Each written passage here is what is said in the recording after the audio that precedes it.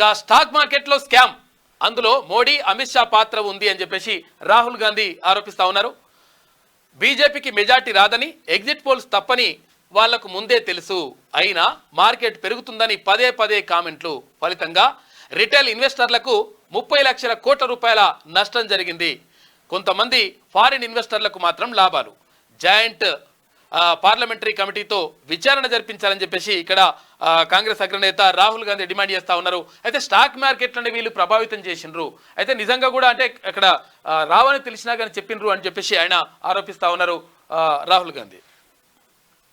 Stock మార్కెట్లో భారీ scam జరిగిందని, ఇందులో మోడీ అమిత్ షా పాత్ర ఉందని కాంగ్రెస్ అగ్రనేత రాహుల్ గాంధీ ఆరోపించారు. ఇక స్టాక్ మార్కెట్ భారీగా పెరుగుతుందని ఎన్నికల ఫలితాలకు ముందు మోదీ అమిత్ షా పదే పదే కామెంట్లు చేశారు. అందుకు తగ్గట్టే ఫేక్ ఎగ్జిట్ పోల్స్ కారణంగా ఈ నెల 3న మార్కెట్లు భారీగా పెరిగినాయి, మొత్తం బాగా పెరిగిపోయినాయి.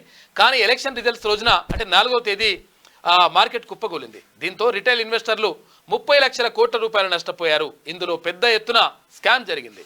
బీజేపీకి మెజార్టీ రాదని తెలిసినప్పటికీ మార్కెట్ భారీగా పెరుగుతుందని మోడీ అమిత్ షా కామెంట్లు చేశారు. అది నమ్మి రిటైల్డ్ ఇన్వెస్టర్లు మార్కెట్లో భారీగా పెట్టుబడులు పెట్టారు. కానీ ఎగ్జిట్ పోల్స్కు రిజల్ట్స్కు తేడా ఉండడంతో మార్కెట్ కుప్పకూలి రిటైల్ ఇన్వెస్టర్లు భారీగా నష్టపోయారని ఆయన చెప్పిండు. మొత్తం మీద ఇక్కడ అదే మేము గెలుస్తున్నామని చెప్పడంతో పాటు దాంతో అదే కాకుండా తర్వాత స్టాక్ మార్కెట్లు భారీగా పెరిగిపోతా ఉన్నాయి, తర్వాత మొత్తం కూడా భారీగా లాభాలతో ఉన్నాయని చెప్పేసి అట్లా అనడం ద్వారా స్టాక్ మార్కెట్లు అంటే మొత్తం కూడా ఒక్కటేసారి చాలామంది మదుపర్లు కొనుగోలు చేసిండ్రు. షేర్స్ కొనుగోలు చేసిన తర్వాత ఒక్కసారిగా తర్వాత ప్రభుత్వం రాదని తెలిసిన తర్వాత అంటే ఇక్కడ ప్రభుత్వం వచ్చినా కానీ ఇంత మెజార్టీ లేదు, తర్వాత ఈ పరిస్థితి లేదని తెలిసిన తర్వాత ఒక్కసారిగా కుప్పగొలిపోయింది. దీనికి కారణం ప్రధానమంత్రి నరేంద్ర మోడీ, తర్వాత కేంద్ర మంత్రి అమిత్ షా అని చెప్పేసి అక్కడ రాహుల్ గాంధీ ఆరోపిస్తున్నాడు.